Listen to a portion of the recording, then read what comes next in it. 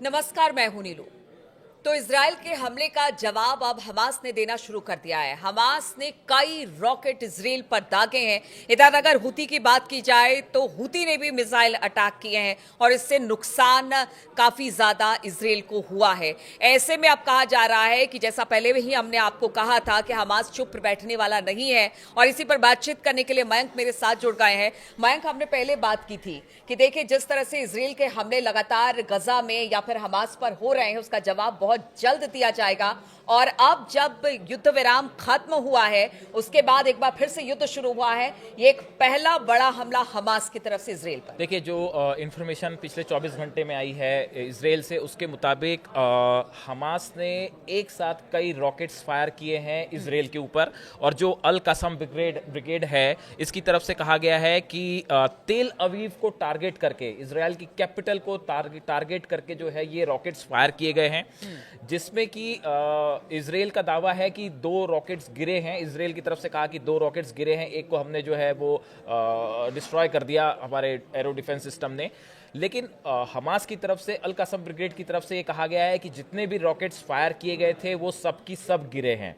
2 rockets गिरने की बात तो इजराइल भी स्वीकार कर रहा है। तो इससे ये बात साबित है कि भाई ये हमले, अटैक हुए हैं। अब अभी इजराइल को कितना नुकसान हुआ है ये इंफॉर्मेशन अभी बाहर आनी बाकी है। ये अक्सर जैसे हम भी बात करते हैं कि इजराइल में कितना नुकसान हुआ वो 1-2 दिन बाद पता चलता है। लेकिन ये बात तय है कि अब हमास ने भी जो है जवाब देना शुरू कर दिया है। और जिस तरह से रॉकेट्स फायर हुए इतने बड़े अटैक के बाद, ग्राउंड ऑपरेशन इजराइल कर रहा है, लेकिन उसके बाद भी हमास की तरफ से तेल अवीव को निशाना बनाते हुए हमले करना और उसमें रॉकेट्स गिर भी रहे हैं, इससे एक बार फिर इजराइल का जो डिफेंस, एरो डिफेंस सिस्टम है या फिर आयरन डोम है, इसको लेके फिर से सवाल खड़े हैं कि भाई रॉकेट्स गिर रहे हैं। तो एक तरफ तो हमास ने एक बार बड़ा हमला किया, आपने ठीक कहा कि जो इजराइल ने सीज फायर के बाद ये हमास का पहला बड़ा हमला था। कल हमने चर्चा की थी कि जो इजराइल के टैंक्स गजा में दाखिल हुए हैं उसको लेके हमास ने कहा है कि भाई जो टैंक्स हैं इसको हम पहले की तरह से फिर निशाना बनाएंगे और ये टैंक्स हम वापस अब नहीं जाने देंगे। तो एक प्रकार से हमास ने फिर से निशाना बनाना शुरू कर दिया है इजराइल को। ये एक पहला बड़ा अपडेट। और दूसरा जो आपने कहा हुती, देखिए हुती की तरफ से भी नया अटैक हुआ है। हम पिछले अटैक की बात नहीं कर रहे। अगर जो इंफॉर्मेशन सोशल मीडिया में आ रही है उसके मुताबिक 48 घंटे में 3 बार हाइपरसोनिक मिसाइल से हुती ने इजराइल पे हमला किया है। देखिए गुरुवार, कल जो बीता गुरुवार है, इसमें जैसी खबरें आ रही हैं कि 2 बार हुतियों ने जो है वो हाइपरसोनिक मिसाइल्स जो है वो इजराइल के ऊपर दागी है। और देखिए हुती की तरफ से जो बयान दिया गया, एक पहला हमला था जो गुरुवार को सुबह के समय किया गया। इसमें हुती के जो सैन्य प्रवक्ता हैं याह्या सरिया, इनकी तरफ से कहा गया कि मिसाइल तेल अवीव में बेन गुरियन हवाई अड्डे को निशाना बनाकर एक विशेष सैन्य अभियान चलाया गया। यह अभियान एक हाइपरसोनिक बैलिस्टिक मिसाइल द्वारा चलाया गया और सफलतापूर्वक अपने लक्ष्य में सफल रहा है।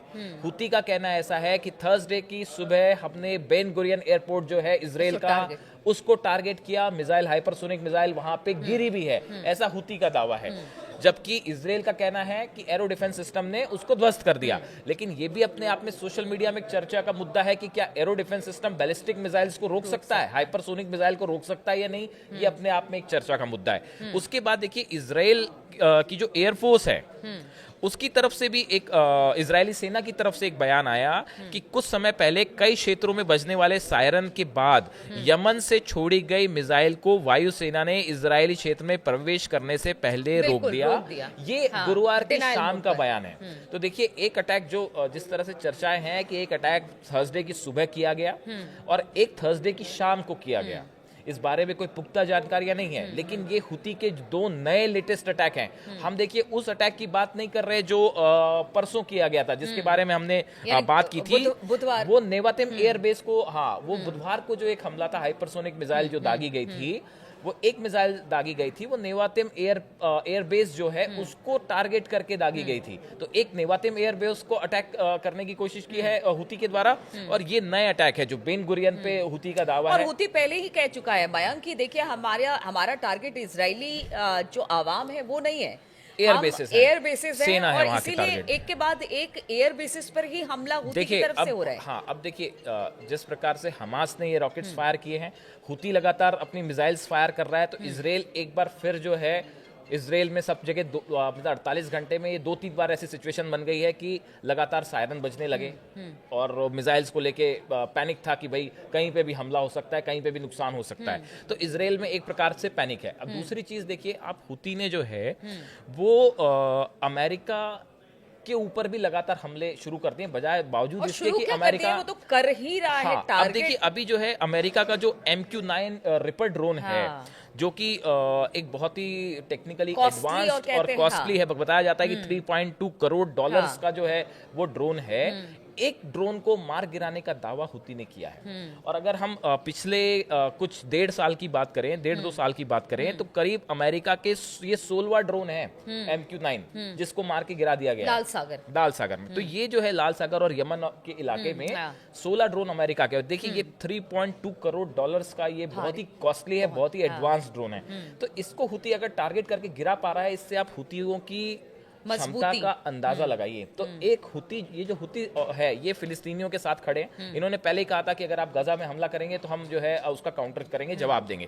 तो एक तरफ उसने अमेरिका को टक्कर देने के लिए खड़ा हुआ, और दूसरा जो है वो लगातार इसराइल को निशाना बना रहा है। एक सवाल और देखिए मयंक, अगर पहले युद्ध विराम से पहले की बात की जाए, युद्ध विराम से पहले हिजबुल्लाह एक बड़ी चुनौती थी इसराइल और अमेरिका के लिए, उसकी जगह और अब देखिए हाँ, सही अब कहा हुती है। मतलब एक पूरे स्ट्रेटेजी, एक प्लान के साथ कि अगर हिजबुल्लाह कमजोर होता है या फिर हमास कमजोर होता है तो एक दूसरा संगठन खड़ा हो जाता है। और अब हिजबुल्लाह की जगह हुती हम देख पा रहे हैं कि कड़ी चुनौती बना हुआ है इसराइल और अमेरिका के लिए। देखिए हुतियों का एक अपना ऑर्गेनाइजेशन है, करीब 1.5 लाख तो उनके पास उनके लड़ाके हैं। बिल्कुल। उनके पास 100 से ज्यादा बताया जाता है जो खुफिया जानकारियां आती हैं कि 1000 से ज्यादा, 100 नहीं, 1000 से ज्यादा उनके पास हाइपरसोनिक और बैलिस्टिक मिसाइल्स हैं। अब ये बैलिस्टिक मिसाइल्स ईरान से आई हैं, रूस से आई हैं, वो एक अलग बात, लेकिन उनके पास 1000 से ज्यादा मिसाइल्स हैं। और अभी जो उन्होंने प्रदर्शन किया था सना में, वो तो देखते ही बनता था। तो देखिए कुल मिला के ये अमेरिका और इसराइल के लिए बड़ी चुनौतियां हैं, इसमें कोई शक नहीं है। इसराइल अपनी तरफ से काउंटर कर रहा है, दोनों को जवाब दे रहा है, अमेरिका भी अपनी तरफ से लेकिन काउंटर अभी तो कर ये रहा है। छोटे छोटे हमले हैं। अगर मयंक देखा जाए, इसे छोटा ही हमला कहा जाएगा। जिस तरह से अगर पहले के एक्सपीरियंस को देखा जाए तो उस हिसाब से ये अभी छोटे हमले हैं। देखिए, लेकिन हो सकता है ये हमले और बड़े लेकिन हों। देखिए इसका इंपॉर्टेंस ये है कि अब आप देखिए कि जिस तरह से हुती ने अमेरिका के वॉरशिप्स को हाँ, जिस तरह से लाल सागर में, और खासकर वो हैरी ट्रूमैन जो उनका एयरक्राफ्ट कैरियर है, बताया जा रहा है कि पिछले 3 दिनों के अंदर 5 बार हमले किए गए और उसमें मिसाइल्स दाग दी गई। कितना नुकसान हुआ वो पता नहीं। तो ये सब तब हो रहा है जब अमेरिका लगातार ये स्ट्राइक कर रहा है। तो आप एक तरफ हुती जो है वो इसराइल तक जो है तेल अवीव तक उनकी मिसाइल्स पहुंच रही हैं। इसराइल के एयरबेस को निशाना बना रहा है, अमेरिका के वॉरशिप्स को निशाना बना रहा है, उसका ड्रोन गिरा दे रहा है। और अब हमास ने भी इसराइल पर रॉकेट दागने शुरू कर दिए हैं। अगले आने वाले कुछ दिनों में देखिए, हमने पहले भी आशंका जताई थी कि इसराइल के ऊपर जो है बड़ा हमला हो सकता है। तो अब ये कितना रूप देगा, कल ही कहा था हमने, ये कितना बड़ा रूप लेगा, ये वॉर किस बड़े स्केल की तरफ जा रहा है, ये 1-2 दिन में साफ होगी बात। बिल्कुल, तो ये 1-2 दिन में एकदम बिल्कुल पूरी तरह से साफ हो जाएगा कि आखिर हमास और हुती किस तरह से अमेरिका और इजराइल के लिए चुनौती बने हुए, क्योंकि हमले अब हमास की तरफ से भी शुरू हो गए। क्योंकि देखिए, आप कब तक किसी पर हमले करेंगे और उसके जवाब में कोई कब तक चुप बैठेगा। तो हमास ने अब पहला हमला किया है और कहा जा रहा है कि आगे आने वाले दिनों में इस तरह के हमले बढ़ेंगे, युद्ध की स्थिति और भयंकर होगी। इस खबर पर लगातार हमारी नजर बनी रहेगी। आप बने रहिए हमारे साथ।